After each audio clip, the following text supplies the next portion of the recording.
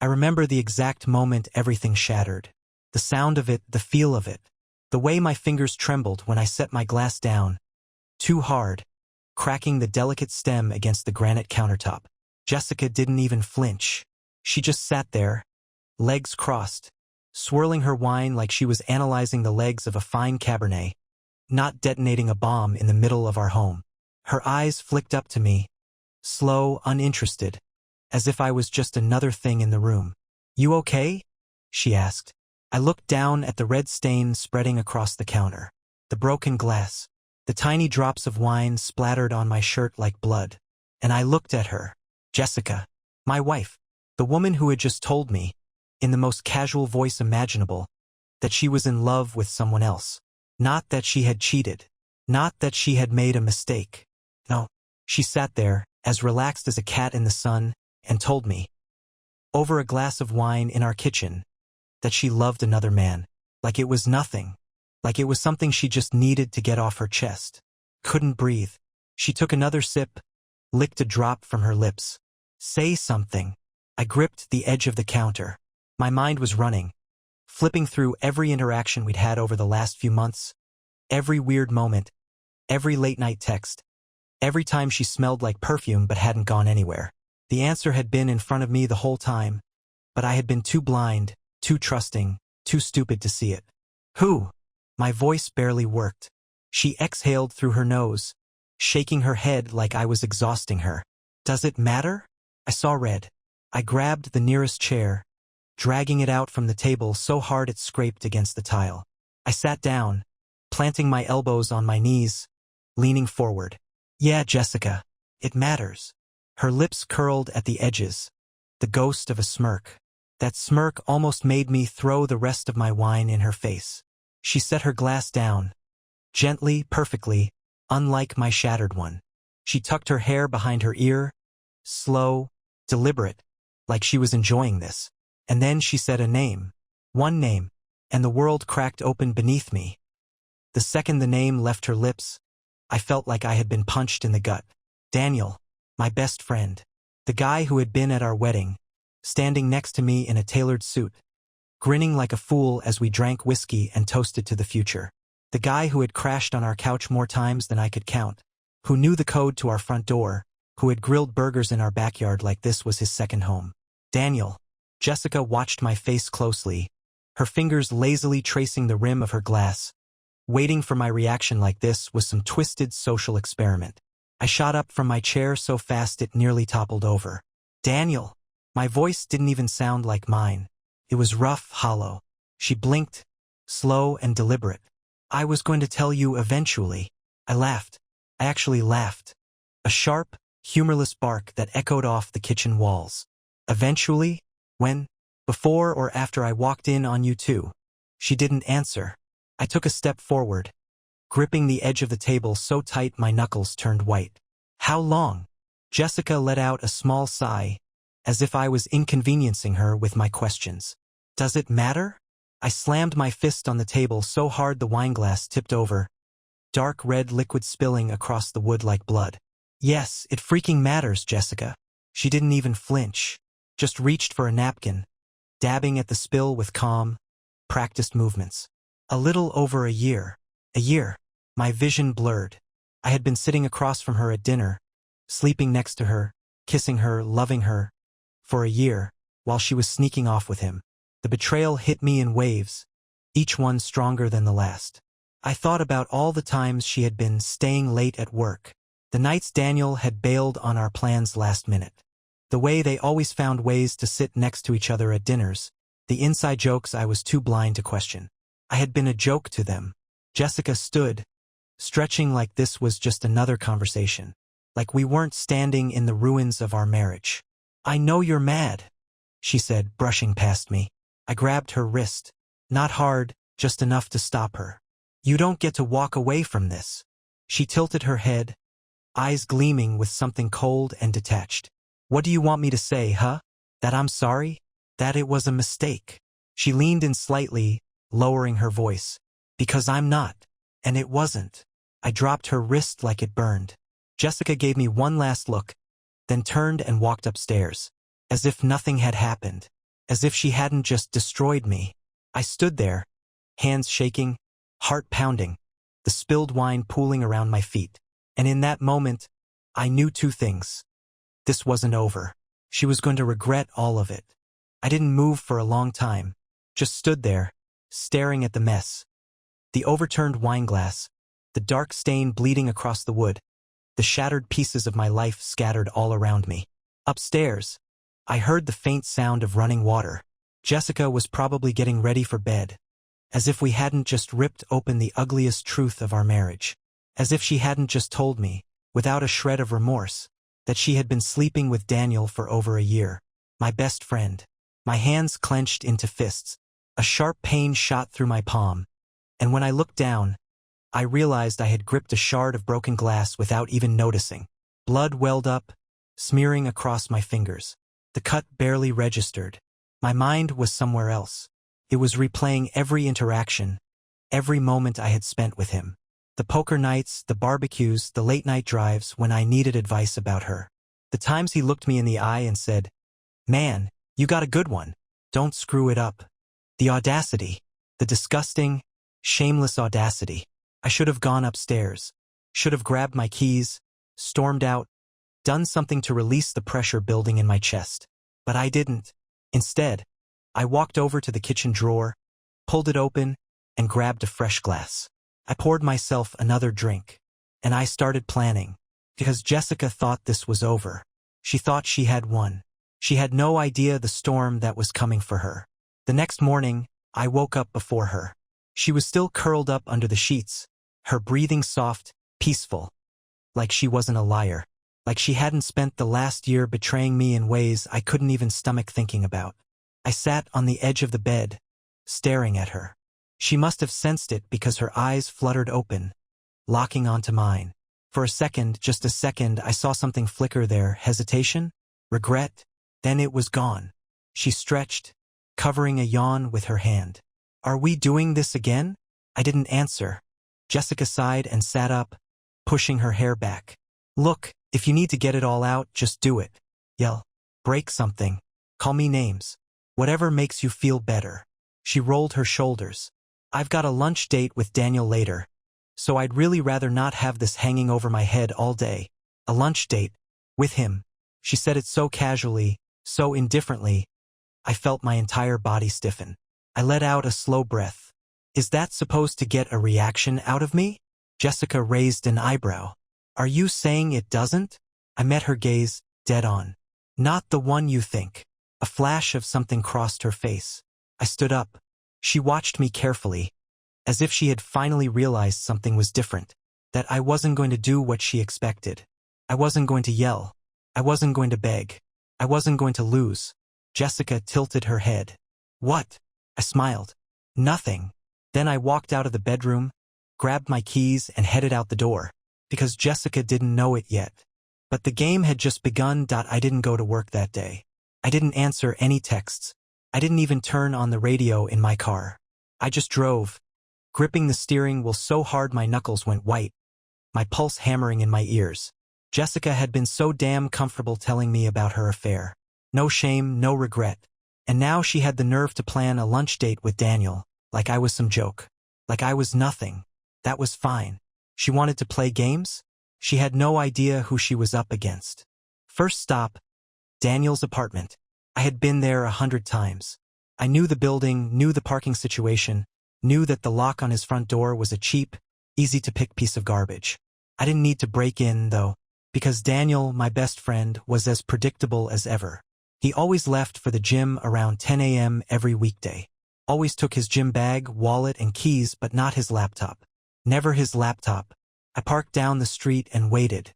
Sure enough, right on schedule, Daniel strolled out of the building, earbuds in, completely oblivious to the world. He threw his bag into his car, climbed in, and drove off. I gave it 5 minutes. Then I walked up the steps, pulled out my phone, and typed in the door code, the one he never changed. The lock clicked open. I stepped inside. Daniel's apartment was exactly like him, neat, efficient, and completely lacking in personality. Everything was black, gray, or navy blue.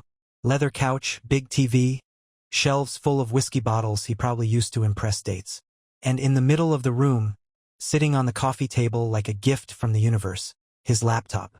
I sat down, flipped it open, and typed in the password, Jessica 1989. It logged in immediately. I stared at the screen. That was her birthday. My wife's birthday. The pathetic bastard hadn't even tried to be subtle. For the next 15 minutes, I went through everything, his emails, his texts, his files. I wasn't just looking for proof of their affair. I already knew. I was looking for leverage. And then I found it. Buried deep in his files was a folder labeled work stuff. Inside, a collection of very illegal, very career-ending documents. I had almost forgotten. Daniel wasn't just some guy. He was an investment advisor. Worked for a big firm, handled a lot of wealthy clients. And from what I was looking at, he had been stealing. Inflating numbers, moving money around, covering his tracks just enough to stay under the radar. But the evidence was right there. I sat back, exhaling slowly. There it was. My weapon. Daniel had stolen my wife. I was about to steal everything else. I transferred the files to a USB drive, slipped it into my pocket, and shut the laptop. As I stood up, something caught my eye. A framed photo on his shelf. It was from my wedding day. Me, Jessica, and Daniel, all smiling like idiots, glasses raised in a toast. The sight of it made something sharp twist in my chest. I picked it up, turned it around, and smashed it against the table. Then I walked out. Jessica and Daniel thought they were untouchable. That was about to change. I walked out of Daniel's apartment with the USB drive in my pocket and fire in my veins. This wasn't just about revenge anymore. It wasn't just about Jessica cheating or Daniel betraying me. It was about control. For a year, they had made a fool out of me, laughing behind my back, sneaking around while I was in the same damn room. But they had underestimated me. And now they were about to learn exactly what kind of man they had crossed. I drove straight to my office, not to work, but to prepare. I kept my laptop locked away in my desk, untouched, clean of anything personal. The moment I plugged in the USB, I got to work. Daniel's files were a goldmine. Bank transfers that didn't add up, hidden accounts, falsified client reports. If this got out, he wouldn't just lose his job, he'd lose his freedom. But I wasn't going to release it. Not yet. No, I wanted to watch him sweat first. At exactly 12:45 p.m., I parked outside the restaurant where Jessica and Daniel were meeting for lunch. It was some overpriced place downtown, the kind she loved. Fancy, exclusive, filled with people who thought they were important. Perfect. I sat back in my car and watched. At 12:52 p.m., Daniel arrived, dressed in one of his expensive suits, looking every bit like the successful professional he pretended to be. He checked his phone, smirked at something, and walked inside. At 12:57 p.m., Jessica showed up. She had taken the time to get ready. Tight dress, perfect hair, that effortless confidence she always had when she wanted to impress someone. The same confidence she had lost when she realized I wasn't playing her game anymore. She didn't see me as she walked in. I waited 2 minutes. Then I followed. The hostess barely had time to greet me before I spotted them. A cozy little table near the window, 2 glasses of wine already poured. Their heads close together like some sick romantic movie. Jessica was smiling. Daniel was smirking. My best friend. My wife. I walked straight to their table and pulled out a chair. Jessica's smile vanished instantly. "What the hell are you doing here?" Daniel froze, his hand gripping his wineglass. His eyes darted to Jessica, then back to me. I leaned forward, resting my elbows on the table, completely calm. "Oh, don't stop on my account. You two looked like you were having such a good time." Jessica's jaw tightened. "You're being ridiculous." Daniel finally found his voice. "Look, man." I held up a hand. "Shut up." His mouth snapped shut. I pulled out my phone and slid it across the table. "Go ahead. Read it." Jessica hesitated, then glanced down. Her face drained of color, because sitting there on my unlocked screen was an email draft. A draft containing every single one of Daniel's stolen financial records. A draft addressed to his boss, the SEC, and every major financial news outlet in the city. Jessica sucked in a breath. "What is this?" Daniel snatched the phone, his eyes scanning the screen, and for the first time since this whole thing started, he looked scared. I leaned back. You tell me, Dan. Looks like some pretty illegal activity. Fraud. Embezzlement. Real prison-worthy stuff. His face went pale. You wouldn't. I smiled. Wouldn't I?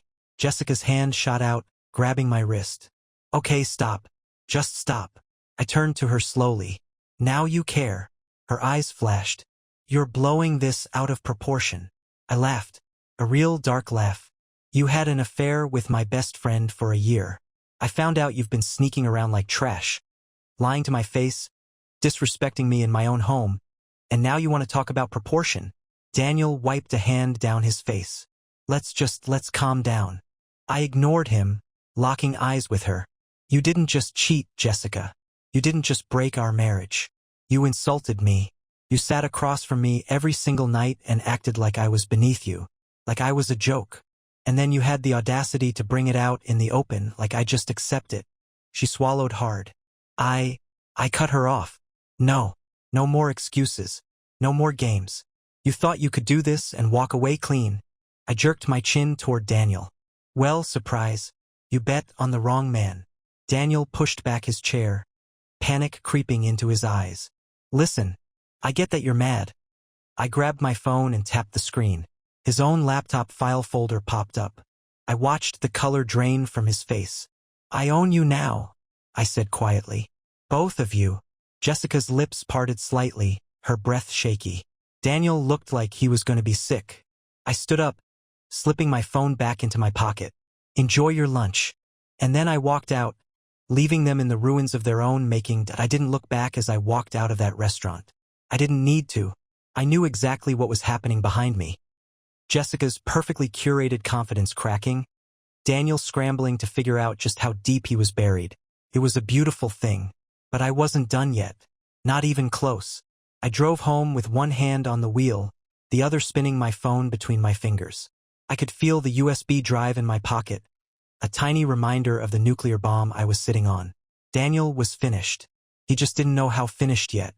And as for Jessica, she had made a huge mistake thinking I was the kind of man who would just roll over and take this. No, she was about to learn exactly who she married. By the time I pulled into the driveway, my phone was already vibrating. Jessica. I let it ring, then again, and again. Finally, I answered. What? A sharp inhale. Then, we need to talk. I smirked. Now you want to talk? A pause. Then quieter. Come home. I hung up, because I was already there. When I walked inside, Jessica was pacing the living room, arms crossed tight over her chest. The second she saw me, she stopped. You're out of your mind. Her voice was sharp, accusing. I shut the door behind me and leaned against it. Oh? Do tell. Jessica stormed toward me, eyes blazing. What the hell do you think you're doing? You're blackmailing Daniel? For what? Out of spite? Because you can't handle the fact that I left you? I laughed. Actually laughed. You didn't leave me, Jessica. You just thought you could walk all over me and face no consequences. I took a step forward. You're not mad because I went after Daniel. You're mad because I was smarter than you. Her jaw clenched. You think this makes you powerful? I tilted my head. Doesn't it? Jessica exhaled sharply, running a hand through her hair. You need to stop this. Now. I stepped in close. Or what? She swallowed, but her expression didn't waver. You think you can scare me? You think you can just manipulate your way back into control? She shook her head, eyes locked onto mine. That's pathetic. I grinned. Pathetic? No, Jessica. Pathetic is lying to my face for a year. Pathetic is sitting across from me at dinner, texting him under the table. I leaned in, dropping my voice. Pathetic is thinking you could cheat with my best friend and still walk away like the victim. She flinched. Finally, I let the silence stretch between us. Then, quietly, I said, You both deserve to burn. Jessica's hands curled into fists. You don't get to play God. I pulled out my phone and tapped the screen. Daniel's stolen financial records flashed across the screen. Her face drained of color. I smiled. I already am. Jessica opened her mouth, but I was already walking away, because she wasn't in control anymore. I wasn't done yet. Jessica didn't follow me. She just stood there, frozen, staring at my phone like it was a ticking time bomb, because that's exactly what it was. I walked upstairs, my mind razor sharp, calculating my next move.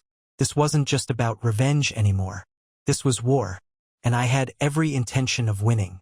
By the time I reached our bedroom, my phone was vibrating again. Daniel. I smirked and answered. Talk. I said, my voice flat. There was silence for a second.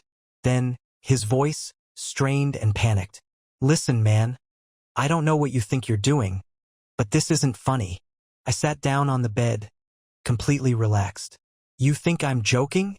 Daniel sucked in a breath. You've made your point, okay? You're pissed, I get it. But let's be adults about this. I let out a slow, amused exhale. Adults. This man had spent a year screwing my wife behind my back, lying to my face, and now he wanted to talk about handling things like adults? Sure, Daniel, I said, leaning back against the pillows. Let's be adults. He hesitated. Yeah, I smiled. I'll email the files to your boss first thing in the morning. That's a pretty mature move, don't you think? Jesus Christ, he hissed. Don't. I stayed silent. His breathing got heavier. Okay, look. Let's talk in person. Just you and me. No Jessica. I pretended to consider it. Why? Daniel was desperate now. Because this doesn't have to get worse than it already is. I laughed. A slow, dark chuckle. Oh, Danny boy, it's going to get a whole lot worse. And then I hung up. Downstairs, I heard Jessica throw something. A loud crash, followed by a sharp curse. Good. Let her break things. Let her scream. Let her panic. Because for the first time since this nightmare began, they were losing. I closed my eyes, feeling something I hadn't felt in months. Satisfaction. Jessica and Daniel thought they had everything under control. But the throne they had built for themselves? It was crumbling, and I was going to be the one to burn it all to the ground. The house was tense, suffocating. I could hear Jessica downstairs, pacing, muttering under her breath, probably trying to come up with some pathetic excuse for why she shouldn't face the consequences of her actions. Daniel had gone radio silent since our last call. Good. Let him sweat. I wasn't in a rush. Not anymore, because I had already won. Jessica just didn't know it yet. I took my time getting ready. A shower, a fresh shirt. Nothing rushed. Nothing emotional. When I finally walked downstairs, Jessica was waiting for me in the kitchen, arms crossed, her jaw tight. The bottle of wine she had opened last night sat on the counter, half empty. Her nails tapped against her arm. We need to talk. I grabbed a bottle of water from the fridge. We did that already. She exhaled sharply. I mean, really talk. I took a sip and leaned against the counter, watching her. Go ahead. She hesitated. And for the first time in forever, I saw it, uncertainty. Jessica, who always had a plan, always had an angle, always thought she was the smartest person in the room, wasn't sure what to say. That alone almost made this worth it. Finally, she spoke. You don't have to do this. I raised an eyebrow. Do what? Her lips pressed together. You know what? I smirked. Spell it out for me. Jessica's hands curled into fists. You're acting like a psychopath. Blackmailing Daniel? Threatening to ruin his career? For what? I tilted my head. Blackmail. Her eyes flashed. Don't play dumb. I set my water down. Let me get this straight. You cheated on me. For a year. With my best friend. And now that you're facing the fallout, I'm the bad guy. She folded her arms tighter. You could just walk away. I let out a slow, dark chuckle. Like you did. Jessica's face flushed. For the first time, she had nothing to say. I stepped forward, closing the space between us. She held her ground, but I could see it, the nerves. You thought I'd fall apart, didn't you? I said softly. Jessica swallowed. You thought you could do whatever you wanted, I continued, and I'd just accept it, that I'd be some pathetic, heartbroken mess while you and Daniel skipped off into the sunset. She looked away. I leaned in just enough to make her uncomfortable. How's that working out for you? Jessica's breath hitched. She hated this, hated that she wasn't in control. Good, because I was just getting started. I turned and walked toward the door, grabbing my keys. Where are you going? She demanded. I glanced back with a smirk. To finish this. And then I walked out, because Jessica thought she had seen the worst of it. But she had no idea what was coming next, and I drove without thinking, the city lights blurring past as my mind calculated every possible move. The rage had settled into something colder now, something more dangerous. Jessica thought she could talk her way out of this. Daniel thought he could negotiate. They both thought I was just reacting. They were wrong. I wasn't just reacting. I was executing a plan. And it was time for the final pieces to fall into place. I pulled up outside Daniel's office building. It was late, but the security guard barely glanced at me when I walked in. I had been here plenty of times before.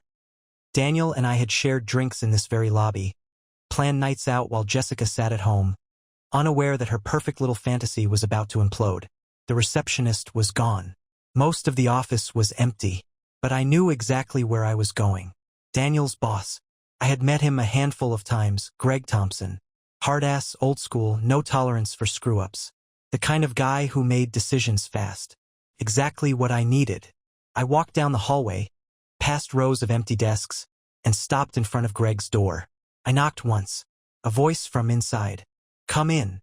I pushed open the door. Greg looked up from his computer, surprised. "Oh, hey, what can I do for you?" I stepped inside and shut the door behind me, and then I pulled out the USB drive. Greg's eyebrows furrowed. "What's this?" I dropped it onto his desk and met his eyes. "Evidence." A beat of silence. Then he leaned forward. "Evidence of what?" I exhaled slowly. "Daniel Thompson is committing fraud." Greg's face hardened instantly. "Excuse me?" I sat down across from him. "I found financial records, transfers that don't add up, hidden accounts. You check that drive, and you'll see everything." Greg didn't move for a moment. He just stared at me, like he was trying to figure out if I was serious. Then he picked up the USB and plugged it into his computer. I leaned back and watched. It took less than a minute for his expression to change. His eyes darted across the screen, his mouth tightening. He clicked through file after file, his jaw clenching harder each time. Finally, he looked up. "This is real." I nodded once. "Every document, every transfer, all of it." Greg let out a slow breath and rubbed his temple. "Jesus Christ." I said nothing. Greg clicked his mouse, scrolling through the files again. "How did you get this?" I shrugged. "Does it matter?" His lips pressed together. "No, it didn't. Not when the evidence was this damning." Greg exhaled sharply. "You understand what happens if I take this to the board?" I smiled. "Daniel loses everything." Greg leaned back in his chair, watching me carefully. "Why are you doing this?" I held his gaze. "Because he deserves it." A long silence stretched between us. Then Greg nodded once. "I'll take care of it." That was all I needed to hear. I stood up, straightened my jacket, and walked to the door. But before I left, I turned back. "By the way," I said, "if I were you, I'd check his emails too. I have a feeling you'll find some other surprises there." Greg's eyes darkened, and with that I walked out. By the time I stepped outside, my phone was ringing again. "Daniel." I let it ring. Then another call. "Jessica." I let that one ring too. They both knew. They had figured it out. And now they were terrified. I smirked, took a deep breath of the cold night air, and got back into my car. The unfaithful wife faced the consequences. Karma did its work. The perfect revenge. And the best part? I wasn't even finished by the time I got home. The storm had officially begun. Jessica was already there, waiting in the living room, her arms crossed so tightly it looked like she was holding herself together by force. The second I stepped through the door, she spun around, her face pale, her eyes wide with fury and panic. "What did you do?" I didn't answer. I just shut the door, locked it behind me, and took my time setting my keys on the counter. Jessica's hands shook. "I'm serious, what the hell did you do?" "Daniel just called me. He's losing his mind. He said his accounts are frozen. His boss is calling emergency meetings, and I cut her off. He's screwed." Jessica blinked rapidly, like she couldn't process the words. "You actually did it." I walked past her and grabbed a glass from the cabinet, pouring myself some water. "You actually ruined him." I took a slow sip, then turned to face her. "No, he ruined himself. I just handed over the proof. Jessica let out a sharp, disbelieving laugh, running both hands through her hair. This is insane. You're insane. I smirked. You picked me, remember? Her eyes flashed with rage. You don't get to act like you're some kind of victim. You're a manipulative, vindictive little... I slammed my glass down so hard water splashed over the sides. Jessica jumped. Say it. I took a step forward, lowering my voice. Go ahead. Call me a monster. Call me the bad guy. Do it. Jessica swallowed hard, her breathing unsteady. I tilted my head. You think I'm cruel? I let out a humorless chuckle. That's funny, because I spent a year loving a woman who was stabbing me in the back the entire time. A woman who looked me in the eye and laughed at me while screwing my best friend. Jessica's lips parted slightly, but no words came out. I stepped in closer, until there was almost no space between us. You have no idea what cruelty looks like. Jessica flinched. For the first time, she looked afraid. She should be, because I wasn't done yet. My phone buzzed on the counter. Daniel. Again. Jessica's gaze flicked to it, then back to me. Answer it. I smirked. No, her nostrils flared. He's going to fix this. I laughed. Actually laughed. Fix it? He's about to be unemployed, blacklisted, and investigated. What's he going to fix? His LinkedIn profile. Jessica shook her head. He won't go down without a fight. I leaned in, my voice a whisper. Neither will I. She swallowed. Hard. I turned and walked upstairs, leaving Jessica standing there, gripping the edge of the counter like it was the only thing keeping her upright. Because she knew it now. This wasn't a tantrum. This wasn't some temporary revenge fantasy. This was real. And it wasn't over. I was halfway up the stairs when Jessica's voice stopped me. You're not walking away from this. I turned slowly, one hand on the railing. She stood in the kitchen, her breathing unsteady, her face twisted in something between fury and desperation. I tilted my head. No. She took a shaky step forward. You think you've won? She let out a sharp, bitter laugh. You think ruining Daniel makes you the big man? I stayed silent. Jessica's voice rose, her mask cracking. You think this is justice? No, this is pathetic. You didn't fight for me, you didn't try to fix anything. You just burned everything down. I took a step back down. Fix. I let the word roll off my tongue, like it was foreign. Fix what, Jessica? Our marriage? The one you killed the second you spread your legs for my best friend. Her face flushed red. You don't get to talk to me like that. I laughed low, cold, dangerous. Oh? You don't like it when someone treats you with the same level of disrespect you gave me. Jessica clenched her fists. Daniel is going to fix this. I smirked. Daniel is finished. Her jaw tightened. No, he's not. I took the last step down, closing the space between us. You're still holding on to hope, aren't you? I exhaled slowly. It's cute. Jessica's lips pressed into a thin line. I leaned in slightly. He's done, Jess. His firm will drop him. The investigation will tear him apart. And when it's over, he won't be able to afford your expensive little dinners and weekend trips. Jessica didn't blink. I smiled. There it was. That tiny moment of doubt. That flicker of realization. I kept my voice soft. And when that happens, tell me, will you still want him? Jessica's nostrils flared. You don't know what you're talking about. I stepped back, letting her words hang in the air. We'll see. She hated that I was right, because the truth was brutal. Jessica had risked everything for Daniel. And soon Daniel wouldn't have anything. Not his job, not his status, not even her. I turned to leave again, but Jessica's voice came sharp, biting. And what about you? I paused. Jessica crossed her arms, her eyes narrowing. You're so obsessed with revenge.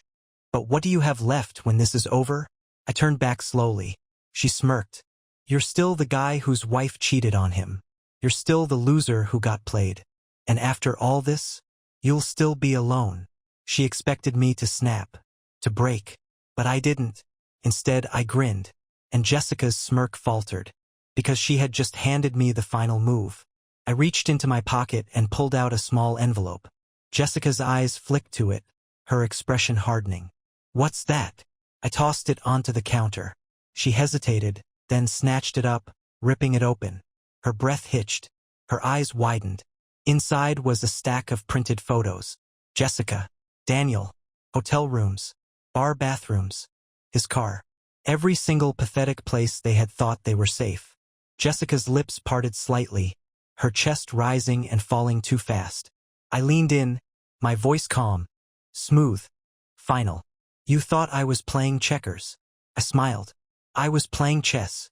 Her hands shook. How did you? I straightened. Doesn't matter. Jessica's face was pure panic now. Why would you? Because I don't lose. I exhaled slowly. And I don't forgive. She flipped through the photos, her movements frantic. You're sick. I tilted my head. No, Jessica. You are. She swallowed hard. Because we both knew what came next. Divorce? That was already in motion. The papers were drafted, sitting in my lawyer's office, just waiting for me to give the final go-ahead. But these photos? They were my leverage. I wasn't just divorcing Jessica. I was burying her. Because when I was done, she wouldn't walk away with a damn thing. No money, no house, nothing. And I was going to watch her crumble. Just like Daniel. Just like they deserved. Jessica's fingers trembled as she clutched the photos. Her entire world was unraveling right in front of her. And she knew it. She looked up at me, her breathing unsteady. You set me up. I smiled. Slow. Cold. No, Jessica. You set yourself up. Her eyes flashed, desperate now. This isn't fair. I laughed. Actually laughed. Fair. I shook my head. You don't get to talk about fair. Not after what you did. Not after the way you treated me. Jessica's mouth opened, then shut. Because she had nothing left to say. No excuses. No justifications. No more control. For the first time in our entire marriage, she had lost. And I had won. I took my time watching her panic sink in. Then I leaned forward, voice calm. You're going to sign the divorce papers. She swallowed. You're going to take nothing. Her lips parted, but I kept going. No alimony. No settlement. No house. Nothing. Jessica's hands clenched into fists. You can't. I can. I cut in. And I will. She glared at me, the last embers of her defiance flickering. If I fight you, I slid a single photo across the counter. Jessica and Daniel. In his car. A timestamp on the bottom. From before she had even told me about the affair. Her entire body went still. I smiled. Fight me and these go public. Fight me. And everyone sees you for exactly what you are. She inhaled sharply. You wouldn't. I tilted my head. Wouldn't I? Jessica's lips pressed together. And in that moment I saw it. The fear. She knew. She had nothing left. The next morning, she signed the papers. No legal battle. No messy divorce trial. No money. She packed her things in silence. No more smug smiles. No more sharp words. Just emptiness. And when she finally left, when the door clicked shut behind her, I stood in the middle of my house and let out a slow, deep breath. For the first time in a long time, I felt free. Daniel? His firm fired him. His career was in ruins. The investigation was underway. And last I heard, he was facing charges. Jessica? She lasted 2 months with him before they fell apart. Because I had been right. She never wanted him. She just wanted power. And without his money, his status, he was nothing. Just like her. I walked into my kitchen that night, poured myself a drink, and sat down at the table. The same table where Jessica had once told me, over a glass of wine, that she was in love with someone else. That she had won. I took a slow sip. Then I smiled. Because now, I was the one who won. The unfaithful wife faced the consequences. Karma did its work. The perfect revenge.